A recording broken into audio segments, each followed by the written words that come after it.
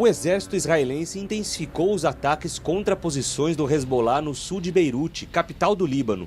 Foi uma resposta aos disparos de foguetes feitos ainda na madrugada pelo grupo radical islâmico. Sirenes soaram até mesmo durante o dia, alertando a população em Tel Aviv a buscar abrigo.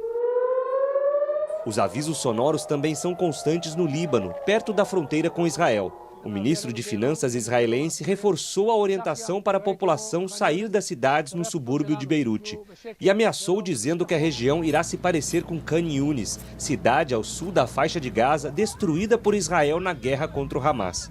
A região é considerada um reduto do Hezbollah. Cerca de 100 foguetes foram disparados pelo grupo desde o início do conflito.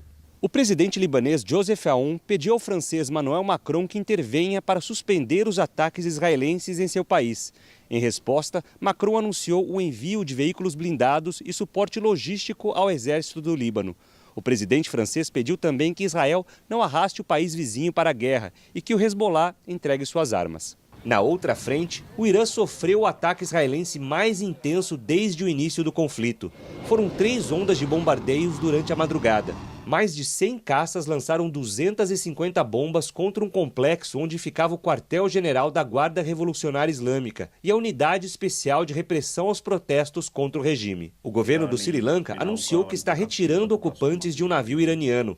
Ontem, o Pentágono divulgou imagens do momento em que uma embarcação de guerra foi atingida por um torpedo disparado por um submarino americano. O ministro de Relações Exteriores iraniano, Abbas Araqi, disse que os Estados Unidos vão se arrepender amargamente do ataque.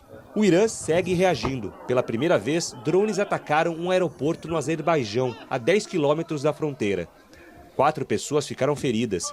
O presidente do país convocou o embaixador iraniano em Baku para esclarecimentos e ameaçou retalhar. O setor sul do espaço aéreo do país foi fechado. O embaixador do Irã na Arábia Saudita negou ter atacado a embaixada americana em Riad e nem as refinarias de petróleo do país. Ele também agradeceu os sauditas por não permitirem que o território fosse usado pelos Estados Unidos para atacar o Irã. Vamos saber das últimas informações da guerra no Irã? Vamos conversar com o Luiz Corvini para saber do que está acontecendo por lá agora, nessas últimas horas. Boa noite para você, Luiz. Oi, Joana, boa noite para você e para todo mundo que acompanha nosso jornal. Então, o Irã declarou que o número de mortos por consequência desses ataques americanos e israelenses subiu agora para 1.230. O chefe militar de Israel declarou que mais de 60% dos lançadores de mísseis balísticos e 80% dos sistemas de defesa aéreo do Irã foram já destruídos. E o ministro das Relações Exteriores do Irã declarou a uma rede de TV americana que o país não está pedindo cessar-fogo e que não vê razão de negociar com os Estados Unidos. Ele disse também que não tem, por enquanto, intenção de fechar o Estreito de Hormuz, mas que considera todas as possibilidades que podem estar na mesa. E o exército de Israel continua também a incursão no sul do Líbano. Segundo o governo libanês, pelo menos 102 pessoas já morreram por conta desses ataques e 638 ficaram feridas. Corvini, e conta pra gente como é que está a situação de outros países que também começam a se envolver na guerra, né? Pois é, aos poucos, esses outros países vão indiretamente sendo tragados, aí, sendo puxados para dentro desse conflito. No caso deles é a Itália agora, que anunciou que deve enviar sistemas de defesa aérea para os países do Golfo. A primeira-ministra Giorgia Meloni falou que isso seria para proteger os italianos que moram ali na região e também 2.000 soldados que estão mobilizados no Oriente Médio.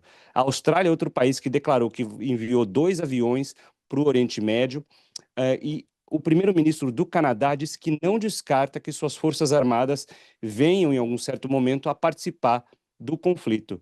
Hoje, numa coletiva, na parte da tarde, aqui no Reino Unido, o primeiro-ministro Keir Starmer declarou que enviou mais 4 jatos de combate para uma das bases britânicas no Catar.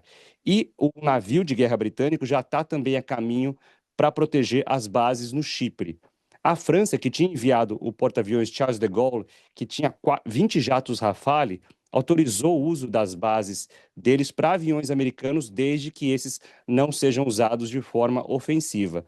E a OTAN declarou também hoje que reforça que a postura de defesa contra mísseis balísticos continua em nível elevado, viu, Joana? Volto com você.